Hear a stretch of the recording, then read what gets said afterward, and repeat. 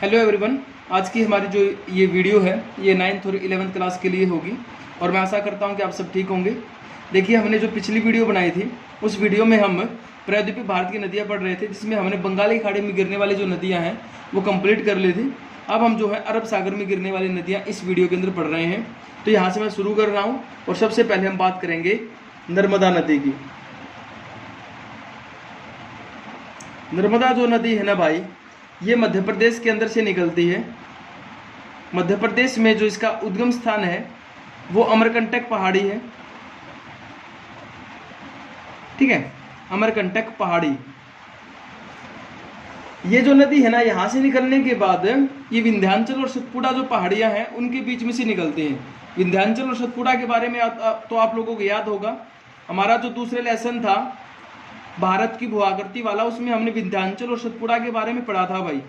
ठीक है, और मैं आशा करता हूँ कि आप लोगों ने वो वीडियो देखी होगी, आपको पता होगा। ठीक है, अब ये इन दोनों के बीच में से बहती है। इसकी मैं कुल लंबाई की बात करूँ तो वो है 1312 किलोमीटर। ठीक है, और इसका जो अपवा क्षेत्र है वो है 98,796 वर्ग किलोमीटर। 796 वर्ग किलोमीटर इसका क्या है, अपवा क्षेत्र है भाई। ठीक है, इसकी सबसे बड़ी विशेषता ये कि इसके ऊपर सरदार सरोवर बांध बनाया गया है। सरदार सरोवर बांध। ठीक है, और यहां पर है ना एक ये जलप्रपात का निर्माण करती है। उस जलप्रपात का नाम है धुआंधार जलप्रपात। धुआंधार जलप्रपात का ये निर्माण करती है। मध्य प्रदेश में जबलपुर नाम एक जगह है, जबलपुर। ठीक है, वहां पर ये धुआंधार जलप्रपात बना हुआ है भाई। ठीक है, और मैं एक चीज और बता देता हूं, अरब सागर में गिरने वाली जो नदियां होती हैं वो जवार नद मुख का निर्माण करती हैं। वैसे तो हम पढ़ चुके हैं कि जवार नद मुख होता क्या है, लेकिन मैं फिर बता देता हूं कि जो नदियां अरब सागर में गिरती हैं उनका क्या होता है कि वो मुख्य एक जो धारा होती है ना, उस धारा से उसी धारा में ये गिर जाती है। ये अलग अलग धाराओं में नहीं बढ़ती हैं। ठीक है, सीधे समुद्र के अंदर गिर जाती हैं, जिसमें क्या होता है इनकी अलग अलग धाराएं नहीं बनती, इसलिए डेल्टा का निर्माण नहीं होता, बल्कि एक ही मुख जो होता है उसके सामने ही यहाँ पर जो द्वारा लाया गया जो मलबा होता है उसका निर्माण हो जाता है। ठीक है, और वो डायरेक्ट फिर समुद्र में गिर जाती है, तो उसको बोलेंगे जवार नद मुख। ठीक है भाई, तो अब इसमें मैप में और देख लेते हैं एक बार। इस वीडियो को देखिए, ये अपना इंडिया का मैप है। यहाँ पर ये मध्य प्रदेश है। ठीक है, इस मध्य प्रदेश के अंदर ये वाला जो है ना, ये यहाँ पर हमने पढ़ा था कि महाराष्ट्र और मध्य प्रदेश का जो बॉर्डर है उसको अलग करता, प्राकृतिक तौर पर अलग करता सतपुड़ा। ठीक है, और ऊपर जो है यहाँ पर है विंध्याचल पर्वत श्रेणी। ठीक है, विंध्याचल पर्वत श्रेणी। यहाँ पर हमने छत्तीसगढ़ और क्या पढ़ा था, छत्तीसगढ़ और मध्य प्रदेश के बॉर्डर के ऊपर अमरकंटक की पहाड़ी पड़ी थी। ठीक है ना, अमरकंटक की पहाड़ी छत्तीसगढ़ और मध्य प्रदेश बॉर्डर के ऊपर। ठीक है, तो यहाँ इसके पश्चिम से, अगर आप लोगों को गंगा नदी वाला याद हो तो पूर्व से हमने सोन नदी निकाली थी, तो यहाँ इस पश्चिम से क्या निकलता है, इस पश्चिम से जो है ना भाई नर्मदा नदी निकलती है। तो नर्मदा नदी को निकालते हैं हम। देखिए यहाँ पर कहता है अमरकंटक चोटी और मैकाल पहाड़ी भाई। ठीक है, अगर पहाड़ी पूछे तो मैकाल पहाड़ी यहाँ से निकलती है, और यहाँ से निकलने के बाद जो है ये सतपुड़ा के साथ बहते हुए, सतपुड़ा पर्वत श्रृंखला के साथ साथ बहते हुए मध्य प्रदेश को पार करती है ये। ठीक है, इन दो, ये विंध्याचल और इसके बीच में से बहते हुए इसको ये इसके साथ में बहती हुई चलती है। उसके बाद जो है ये नदी आगे जाएगी। आगे जाने के बाद जो है ये जो महाराष्ट्र और जो एमपी बॉर्डर है ना, उस महाराष्ट्र और एमपी बॉर्डर के साथ बहते हुए फिर जो है ये महाराष्ट्र में प्रवेश करती है, और महाराष्ट्र में प्रवेश करने के बाद जो है ये नदी गुजरात में प्रवेश करेगी।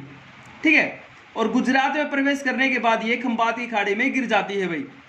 यहाँ पर अमरकंटक की जो पहाड़ी है वहाँ से मैकाल पहाड़ी। ठीक है, और वहाँ से ये नर्मदा नदी निकलती है, सतपुड़ा के बिल्कुल ऊपर से बहती है। ठीक है, उसके साथ में कहता है फिर ये बहते मध्य प्रदेश को क्रॉस करने के बाद मध्य प्रदेश एमपी बॉर्डर के साथ में बहेगी, महाराष्ट्र और मध्य प्रदेश बॉर्डर के साथ बहते हुए जो है ये फिर गुजरात में प्रवेश करती है। गुजरात में प्रवेश करने के बाद ये खंबात की खाड़ी, ये खंबात की खाड़ी है भाई। ठीक है, खंबात की खाड़ी है, खंबात की खाड़ी में ये गिर जाती है। ठीक है, तो ये थी अपनी नर्मदा नदी, जिसकी लंबाई 1312 किलोमीटर है। ठीक है, दूसरी नदी की बात करते हैं। दूसरी नदी है तापी नदी भाई, ठीक है। दूसरी नदी क्या है अपनी तापी नदी। तापी नदी का उद्गम भी कहां पर है? तापी नदी का उद्गम भी मध्य प्रदेश में है भाई, मध्य प्रदेश का बैतूल जिला, ठीक है, बैतूल जिला। और सतपुड़ा जो श्रृंखला है ना, उसी के अंदर मुलतई नामक एक जगह है, मुलतई, सतपुड़ा श्रेणी में मुलतई जगह है, ठीक है, वहां से ये निकलती है, मुलतई से, ठीक है। इसकी जो टोटल लंबाई है वो 724 किलोमीटर है। और अगर हम इसके अफवाह की बात करें तो वो है 65,145 वर्ग किलोमीटर भाई, ठीक है। ये अफवाह क्षेत्र हो गया और ये इसकी लंबाई हो गई 724 किलोमीटर, ठीक है। अब देख लेते हैं ये कहां से निकलती है और किस प्रकार बहती है भाई। इसमें देखो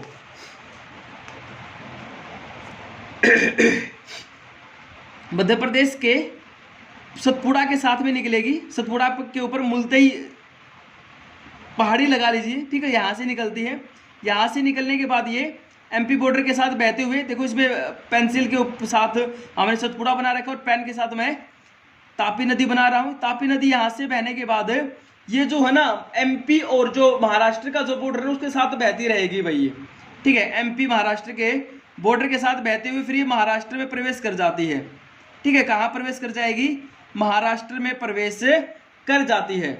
महाराष्ट्र में बहने के बाद जो ये नदी है, ये नदी फिर गुजरात में प्रवेश करती है, ठीक है। गुजरात की बाउंड्री शुरू होगी यहाँ से, ये गुजरात में प्रवेश करती है और गुजरात में प्रवेश करने के बाद ये कहाँ पर गिर जाती है? खंबाती खाड़ी के अंदर अरब सागर में गिर जाती है। और ये वाला जो हिस्सा है हमारा वो क्या है? अरब सागर है भाई, ठीक है। तो यहाँ से मुलतई से निकल करके एमपी और महाराष्ट्र बॉर्डर के साथ बहते हुए महाराष्ट्र में प्रवेश करेगी, महाराष्ट्र से गुजरात में, और गुजरात के बाद फिर ये खंबाती खाड़ी में गिर जाती है। तो ये अपनी तापी नदी।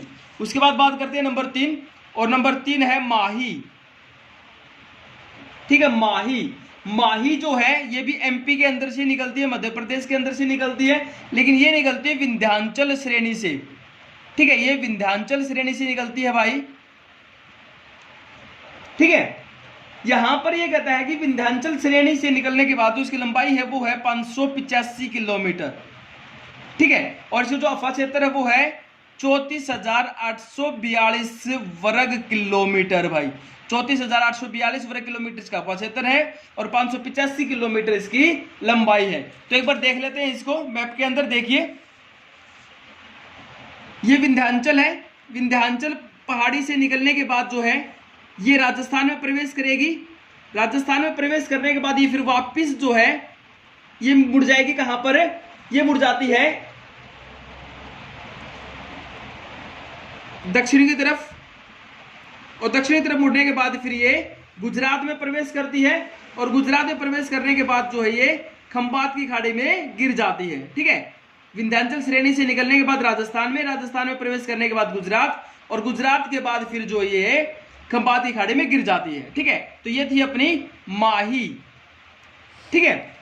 अब नंबर 4 पढ़ लेते हैं, और नंबर 4 है अपनी साबरमती भाई। साबरमती नदी के बारे में जान लेते हैं। ये राजस्थान से निकलती है, राजस्थान में जो अरावली श्रृंखला है ना वहां से निकलती है, उदयपुर जिला,